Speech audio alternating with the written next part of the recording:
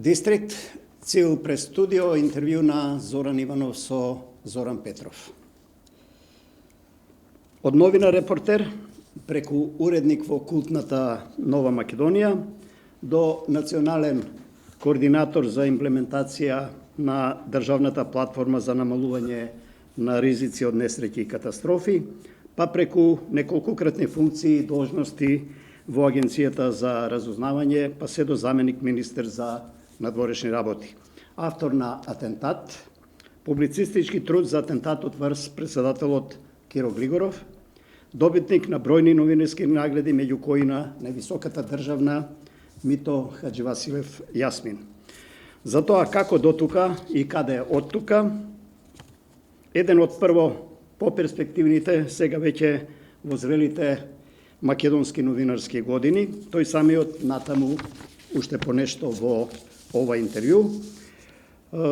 Новинарството и политиката главно ќе бидат темите на овој разговор во Дистрикт, па новинарството или политиката, Зоран Петров, што е поатрактивно?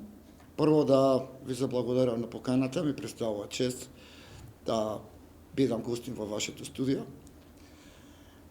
Поздравувам и вашите гледачи и редовно ги следам овие интервјуа што ги имате, кои што се исклучително интересни за мене. Прашањето новинарството или политиката. Нормално дека новинарството е една атрактивна професија. Таа е професија во која што јас сум формиран како личност и за себе велам дека сум новинар, иако формално правено сум 22 години излезам на таа професија.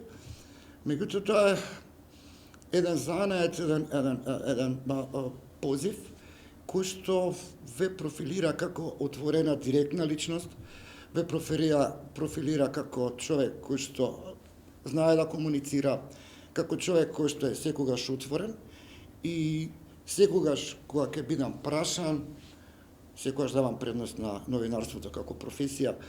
Веројатно и поради младоста, првата љубов, првата динамична професија. Може би тоа поврзано и со возраста, станав новинар на 24 години, а инаку хронолошки од 1988 до 1999 година бев новинар во како ја нарекувате култната Нова Македонија, потоа бев аналитичар во Агенцијата за разузнавање до 2006, од 2006 до 2014 бев заменик министер за надворешни работи, од 2014 до лани до 2020 повторно се вратив во Агенцијата за разузнавање, исто како аналитичар, и веќе една година сум национален координатор за имплементација на националната платформа за намалување ризици. Некако не можам да не спомнам, сега новинарството и политиката, а поодговорно, што е, која професија, која област? Секоја на свој начин е одговорна, не можам да издвојам ништо, бидејќи новинарот со својот ангажман, со својот труд влијае врз свеста на луѓето, врз јавното мислење, а политичарот влијае врз нивните судбини на свој начин, се разбира и зависи од функцијата и од позицијата. Меѓутоа, јас кога би правел на скалата на одговорности, може да кажам дека се работи за два слоја, кои што се меѓусебно комплементарни во таа одговорност.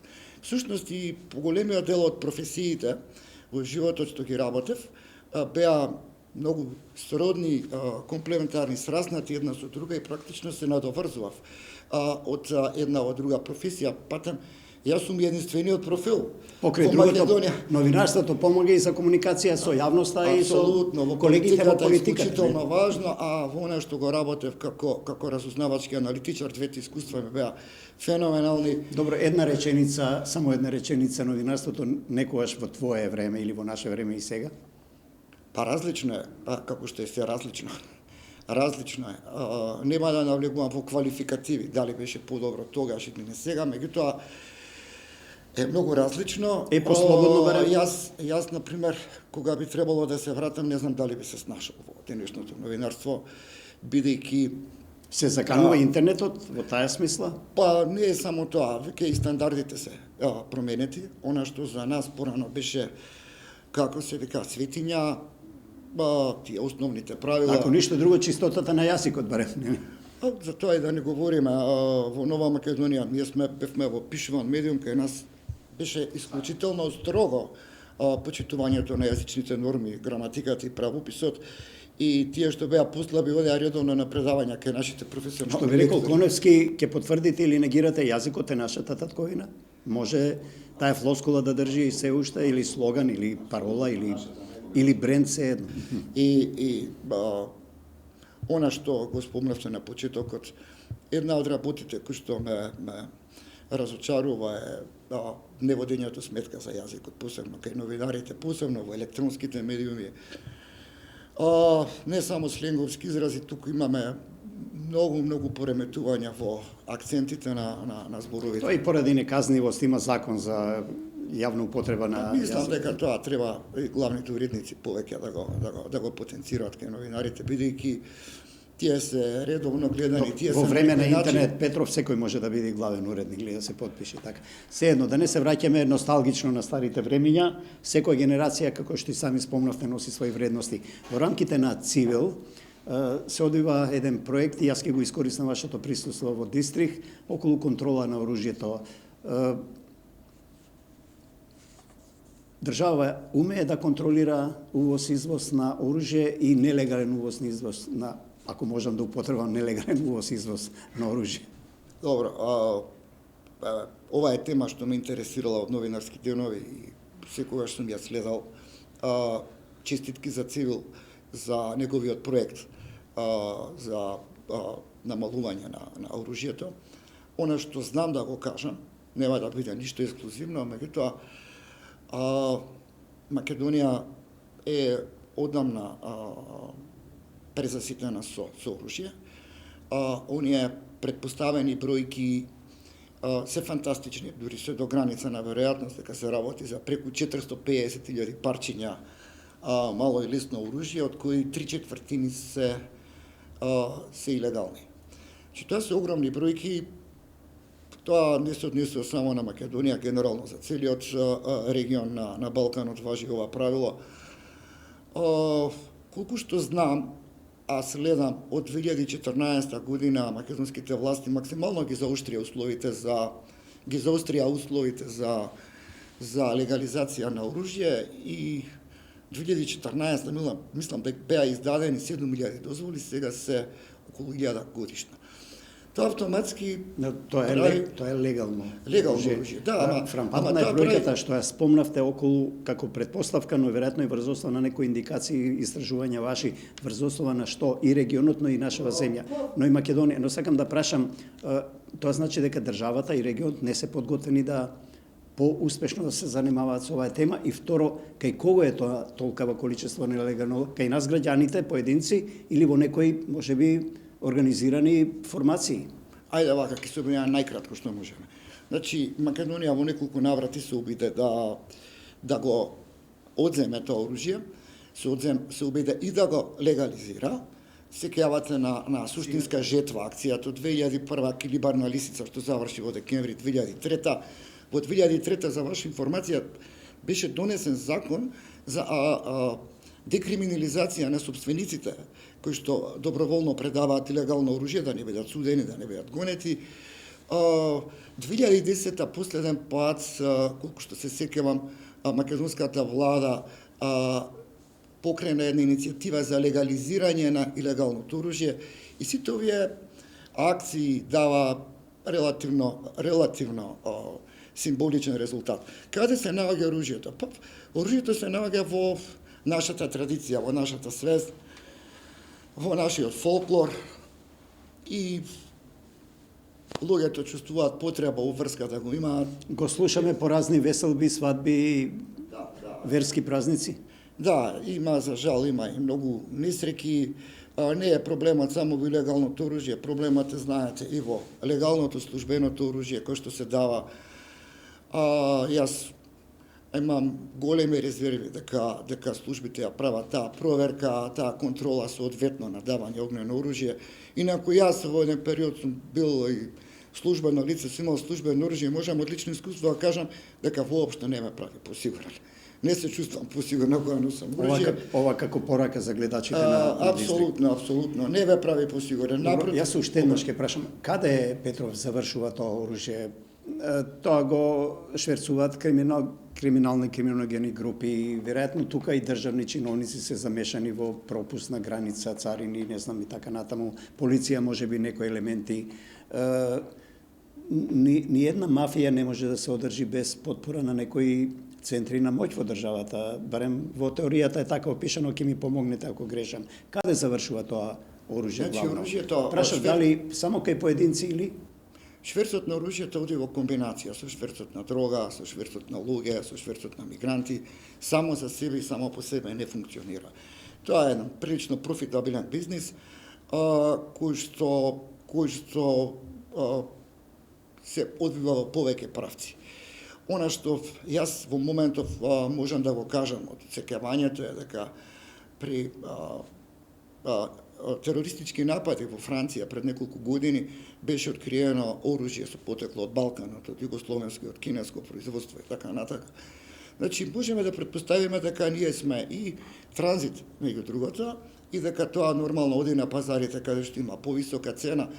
Сега ќе импровизирам малку, бидејќи имам пријатели од оваа сфера, например, автоматските пушки, Калашников познати, на запад може да достигнат на црниот пазар вредности до 2000-3000 евра.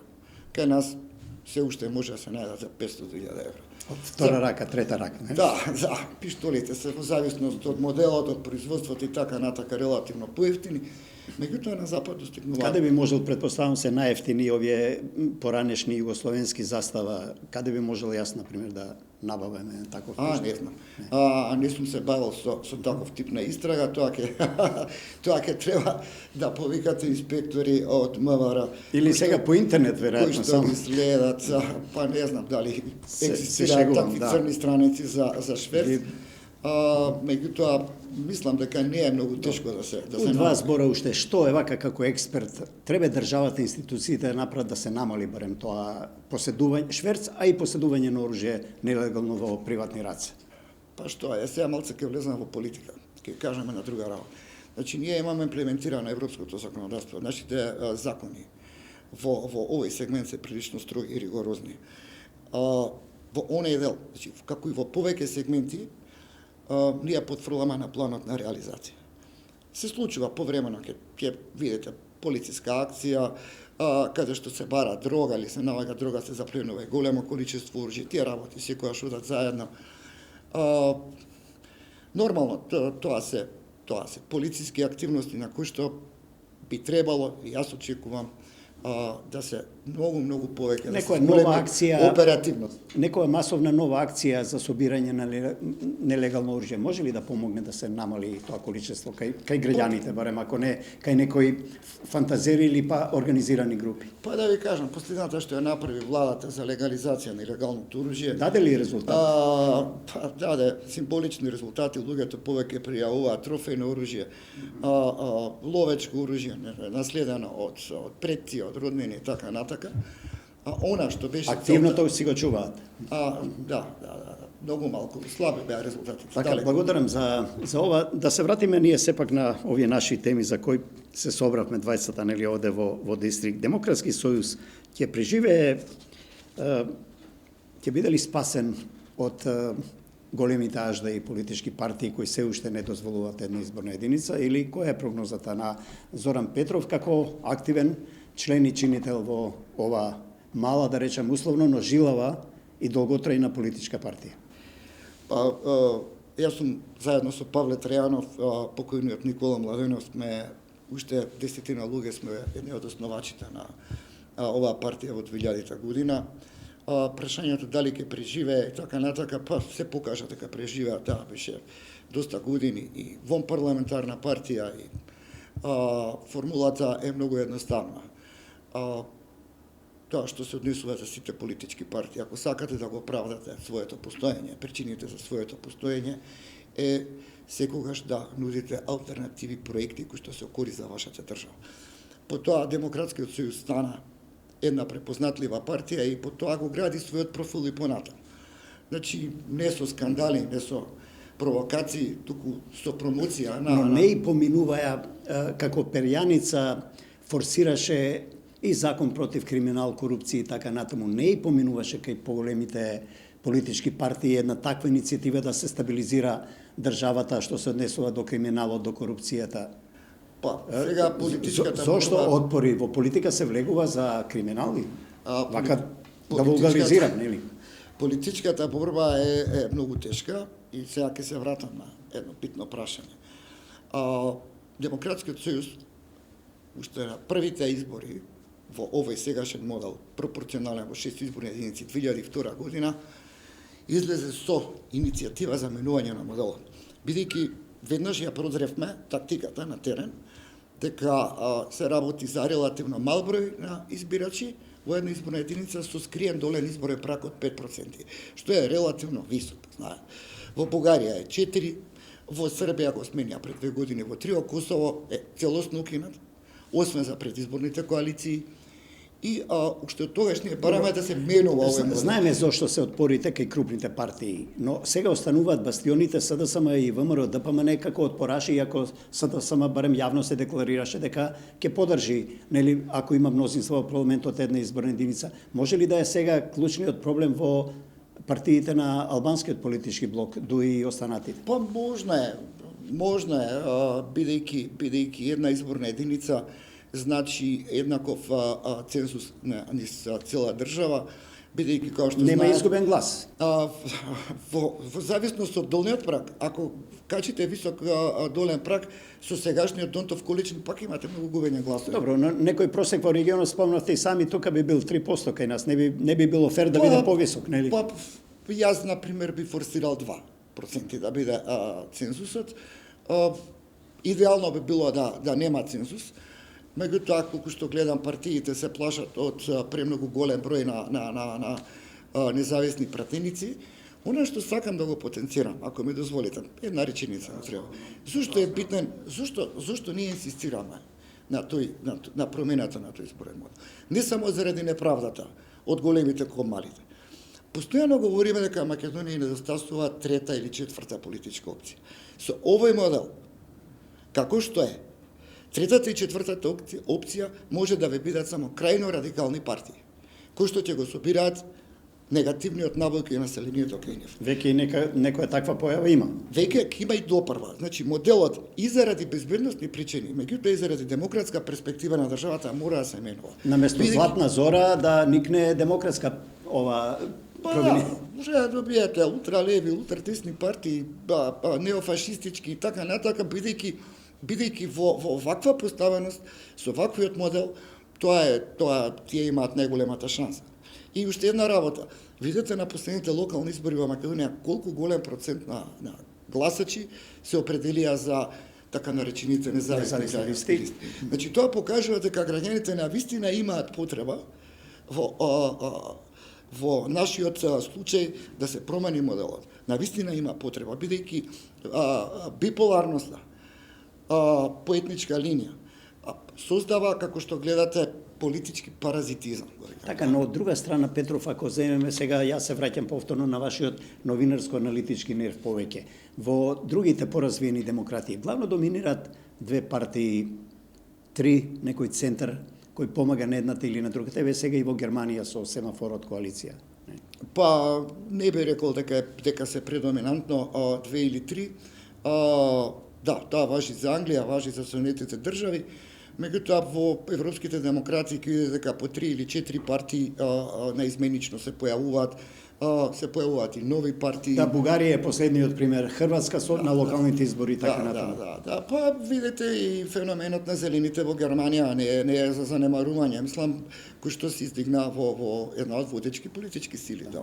Им требаше долго, неколку децении, но... Да, им требаше, меѓутоа... Таму се презасити, веројатно, таа политичка јавност. Знаете, треба да се даде шанса. Веќе влегуваме во еден ќорсокак, каде што бараме начини да излеземе. Еден од начините за излегување е и промена на моделот. Нормално, надвор од прашањето, сакам уште еден момент да спомнам, 2019 година Социјалдемократскиот сојуз, тогашниот министар за информатичко општество и администрација Дамјан Манчевски промовираше еден концепт кој што дури дојде и во собраниска процедура, тој се викаше за висока раководна служба. И феноменот што го предвидуваше концепт за прв пат беше воведување на конкурсот за директори на јавни предпријатија, дури до ниво на државни секретари. Далеку беше од совршен тој концепт. Не помина. Не, тој беше вратен на доработување, ако се сеќавате 2019 година крајот се случи Макрон. Се сеќам, но поради отпори, може би ќе вулгаризирам, поради лепачи на партиски плакати, не ќе можат да дојдат на ред да станат директори или раководни функционери. Да, за жал. Не одамна се заинтересирав нормално каде е тој проект. Беше кажано дека повторно е поминат на влада, бидејќи беше вратен од парламентот на доработка и дека ќе го чекаме во собраниска процедура. А воопшто и мерит системот за администрација никако да профункционира, веројатно. Да, па ова беше отпорите се сепак во големите политички партии. Конкурсот беше еден многу добар обид, велам далеку од совршен, меѓутоа добар обид, полека да почнуваме да ги. Зоран Петров, ајде да видиме што ни се случува 2024 или 2022 ќе имаме парламентарни избори. Има премногу варијабли за да ви дадам одговор. Треба денес или деноиве да се промовира новиот кадровски состав на владата, значи тоа ќе биде еден од условите, да видиме колку ќе трае.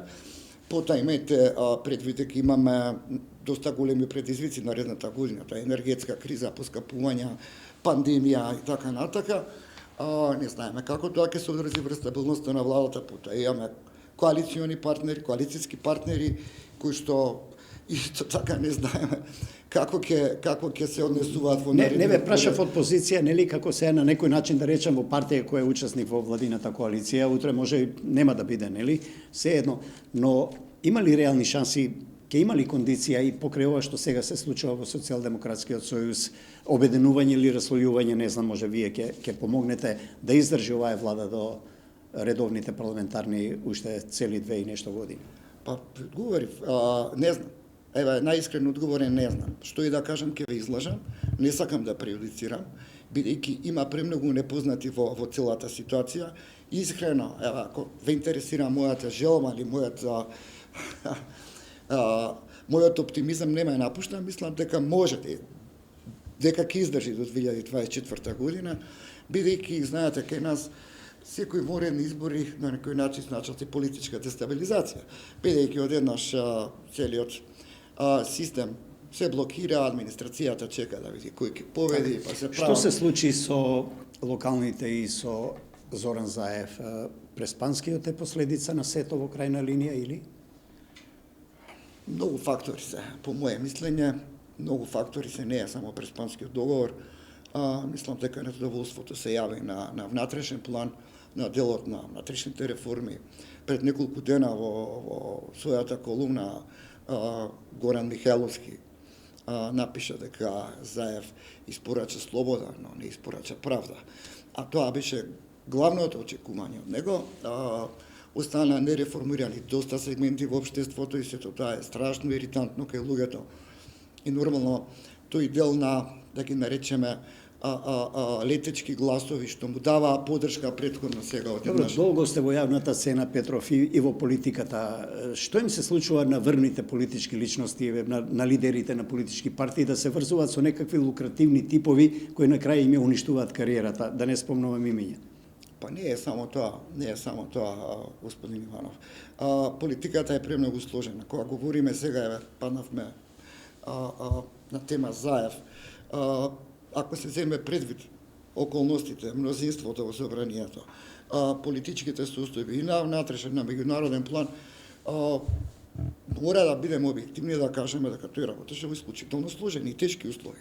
Меѓутоа останува впечатокот кај сите дека сепак можеше подобро, посебно во делот на времено дистанцирање од компрометирани личности од неговото најблиско окружување. Веројатно тоа ќе остане како една од главните причини, инаку мислам дека човекот сакал некој се влегува во историјата со неколку кога се зборува за издеверување на шарената револуција, веројатно е патосот на тоа што сега вие го говорите околу кадровската политика, личностите кои треба да спроведуваат политики. Па да, шарената револуција беше едно движење на кое што нормално му недостасуваше и политичка, како се вика, политичко отелотворување и тоа како едно шарено движење што го има во своето име не можеше да Ја присвои Социјалдемократскиот сојуз, но не успеа да ја реализира. На тоа Беше целите. нормално некој да ја присвои, се појави, се сеќавате, тоа дојде заедно со бомбите. Тој обично беше направен, беа дадени огромни ветувања, луѓето навистина очекуваа многу. Еве на локалните избори се виде дека и трпението помина. Преспанскиот реши ова со НАТО. НАТО е гаранција за македонска безбедност, стабилност на државата во целина или не е до крај? Па надворешна, да, внатрешната стабилност ние си ја градиме. Што значи надворешна? Тоа дека не може закон, некој да не нападне агресор или Да. А внатре може да бидеме и кантонска и федерална и секако држава. Да ви кажам, еве спомнавме, една од темите беше акциите за одземање на оружје. Првата акција, суштинска жетва во Македонија после вооружениот конфликт беше на НАТО. НАТО е присутен тука и ќе биде секако присутен. И НАТО членки ако сакате па ни помагаа летово за пожарите. Значи тие НАТО линкови остануваат. А каде е Москва тука? Москва. Тоа е сосема друга приказна, тоа е една, аз ќе ви кажам на моите искуства како заменик министар, кои што беа доста коректни, и со нивниот амбасадор и неколку пати имав и работни посети на Москва. Го поставив ова прашање бидејќи Москва силно се спротивставуваше Македонија сепак да не биде членка на НАТО. Политика е антинато и тоа е нормално, гледате што се случува сега во Крим, во Украина, и дека уште во тоа време тие изразуваа сериозни резерви кон нашето барање да бидеме членка на НАТО, и колку што се сеќавате во оној момент кога добивме поканата за полноправно членство, излева цела серија на закани кон Македонија, дека сега станува и легитимна цел и така натака. Предпоставам дека прашањето ви е колку е сега присутна Русија во Македонија, на кој начин е присутна. И ако почнеме да разговараме на таа тема, ќе влеземе во областа на хибридни закани, па дали се однесува само на Русија или тука се и дел од членки на Европска унија одредени, така натака. Тоа е еден сериозен проблем, кој што бара посериозна елаборација, знаете, за подруг тип на емисија. Кога спомнав стабилноста, јас еве и Вашингтон и Москва и така натаму и НАТО, ова со Бугарија е закана за безбедноста генерално во Македонија па и во регионов, ако остане блокадата? Независно од тоа дали Македонија некојаш ќе стане формална членка. Да говориме на ова прашање, треба прво да расчистиме со тоа колку ни е прагот на нашата, како да кажам, толеранција на чекање. Зоран Заев инсистираше на што побрзо решение. Пред неколку дена во своето обраќање во парламентот претседателот Пендаровски кажа дека не треба да се брза, дека не треба да се мислејќи на околностите, да. Што на некој необичен начин му одеше на рака на бугарскиот претседател Радев, кој што по секоја цена на последниот совет на Европска унија инсистираше да се укинат временските одредници за завршување на овие разговори. Не само на Радев, тука и на Брисел малку и на... И сега кога ме прашувате дали Македонија може да биде дестабилизирана, та исто кога да ме прашате дали Македонија во недоглед може да го одложува сето ова. Зоран Петров, или решливо ли е... Османи даде една добра изјава пред некој ден. Или дали ние треба да се помириме со фактот на замрзнат конфликт. Имено тоа сега да кажам, веќе го спомна терминот замрзнат нешто Кипар, нели, во некоја форма. Тоа значи нема рампа и нема мотив за евроинтеграција. Има ли шанси да се сепак и бугарската страна и македонската страна некаде да се најдат некои теми, не да ги остават под килим, него едноставно да ги игнорираат, бидејќи не се теми кои се услов за стандардите на Европската унија? Па има шанси. Последниот пакет барања од бугарската страна 5+1, сега како се 6, се барања кои што во себе содржат искриена агенда, нормално. Но и отвараат можеби можност за... Да, ако се сеќавате и договорот од 2017 година, првично беше целиот направен во една, како да се каже, наивно пријателска атмосфера, во таков амбиент, иако уште тоаш кажа многумина дека е целосно асиметричен. Ма истото важеше и за декларацијата од 99 година, која што исто така беше асиметрична и која што од Македонија се бараше да гарантира дека формулацијата беше многу смешна, дека ниеден дел од нејзиниот устав нема да влијае за граѓани во Бугарија кои што не се нејзини државјани. Истиот член беше вметнати во договорот, со тоа што плюс беше вметната една интердисциплинарна комисија која што убаво звучи за расчистување нели на. Да, но она што го шушкавме овде последниве години, поготово од 2017 или пред се од 2020-2021, дека Бугарија не е сама во оваа блокада. Српскиот претседател Вучич пред некој ден спомна дека се сомнева во некоја влијателна на Франција ли мисли? И јас се сомневам. Што се сомневаме? Може ли она на Петков 6 месеци да се поклопи да помине француското претседателство? Да е тој договор меѓу Софија и Париз? Не би рекол, знаете зошто? Затоа што ако веќе имаше некоја подршка, скриена подршка, тогаш нејзините барања кои што беа за преговарачката рамка за Македонија, за наредниот предлог. Ке беа уште тогаш испорачени. Да, не беа прифатени. Значи, сепак Европската Унија држи до своите принципи и така да ова прашање повеќе, мислам, има намера, има цел да подбуцне некои теории на заговор и така натколку што реално. Има ли Македонија алтернатива, некаква друга? Ако ова остане со Бугарија, јас не влечам оптимизам и од вашиот исказ сега, дека може многу брзо Скопје и Софија да се договорат за да се крене рампата и да почнат преговорите, па дури, ако добро насетив и вашиот одговор, на условно дури да се крене рампата оваа година или наредната година или после 6 месеци како што Петков прогнозира, нели? Дека во тој договор, меѓу договор ќе има многу условувања на македонскиот пат на евроинтеграциите со секој кластер, нели, со секој негово отворање. Има ли Македонија друг пат? Па еве прашањето, ќе го одговорам директно, кој пат бил тој другиот пат, мислам, на Евроазијска унија или. Па на пример, да. Значи Македонија морам да ја потсетам, уште бев новинар во средина на 90-тите години, тогашниот парламент донесе декларација за наше членство во Европска унија и во НАТО и така натака. Ние имаме многу долг стаж на земја кандидат за членство во Европска унија. На некој начин тоа е единствениот надворешно политички консензус што го имаат нашите политички чинители во државата. Сите согласуваме дека тоа е нашата перспектива и не знам сега во оваа ситуација дали може да говориме за план Б, за барање некои други воено-политички или економски, или не знам какви. Ќе вратам пак на македонската актуелна ситуација пред крај на емисијата. Блокирање парламентот или не? Значи, ако на 15 јануари дури се формира нова влада, во Македонија се уште без оглед на ова блокадата на Бугарија и нашиот почеток на преговори со Европската Унија, ние не направивме ниту една радикална реформа за да покажеме како предогледало пред Европската комисија дека еве ние сепак работиме и покрај блокадата. Парламентот, како што знаете самите, има, колку што јас следам, има огромен број закони кои што се блокирани и не може да поминат.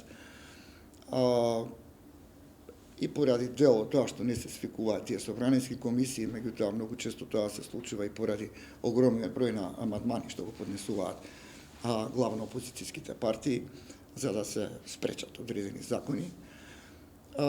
Реформите во Македонија ние ги подразбираме како нешто што треба да е напредно. Имате многу реформски потези кои во Македонија се покажаат целосно погрешни. Знаете, реформите во образованието, што ги спроведуваме 20 години, на пример.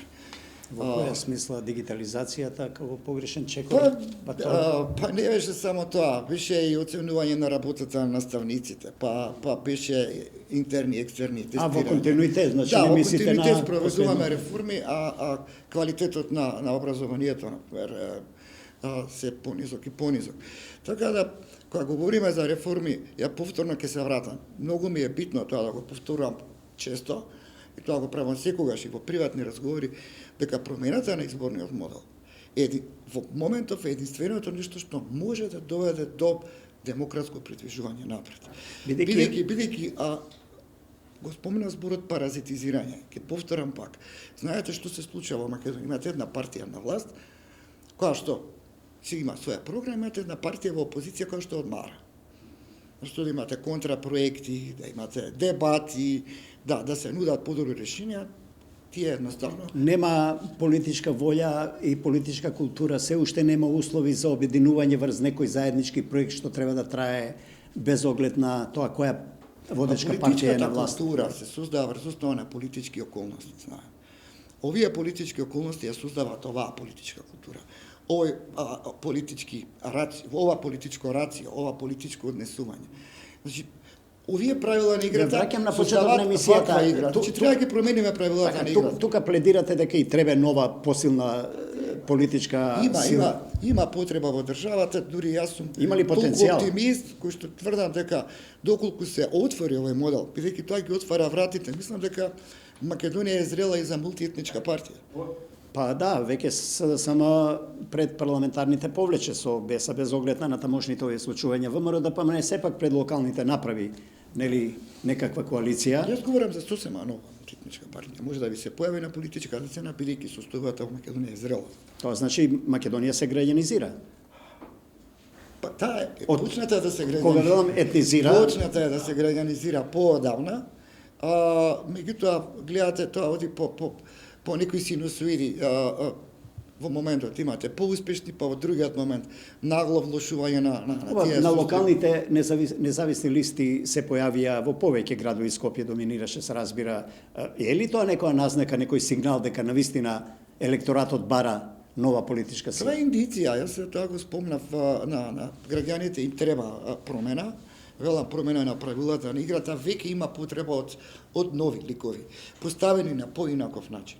Не велам дека моменталните првите искуства во локалната самоуправа со овие граѓански иницијативи, дека се идеални, дека се совршени, меѓутоа ако отсликуваат барањето на граѓаните, потребата на јавноста. И затоа време е да излеземе во пресека. Сега ќе го злоупотребам вашето не планирав присуство овде како представник на агенцијата, нели, за разузнавање. Безбедна ли е Македонија? Да, генерално да. Зоран Петров, каде натаму со кариерата, не само со политичката, со работната, со амбициите, во влада, на министерско столче, во дипломатија можеби? Никогаш не сум планирал што ќе биде со мене понатаму. Оставам секогаш да ме однесе судбината таму каде што во моментот сметам дека треба да бидам. Јас, например, не планирав никогаш да го напуштам новинарството, се случија некои други околности. На крај на ум не ми беше да прифатам да бидам заменик министер за надворешни работи, па издржав дури 8 години, мислам најдолг во Тоа историјата. сега да кажам, значи заменик министер да се биде толку време за надворешни работи, се претпоставува во политичката јавност барем дека следниот чекор е некое барем амбасадорско место. Да ви кажам искрено, не сум Софија е празно, а и Вашингтон мислам. не само Софија, мислам дека 20 се празни. Не сум планирал, не планирам. Знаете, од една проста причина, колку повеќе нешто сакате, толку помали се шансите да ви се реализира. Вако оставете денот да ви донесе што ќе донесе, па во истиот момент планирајте што ќе направите. Дистрикт, цел престудио, Зоран Петров, ви благодарам. Благодарам и вас на поканата, ви посакувам и на тамошен успех во работа. Срекни празници. И на вас исто.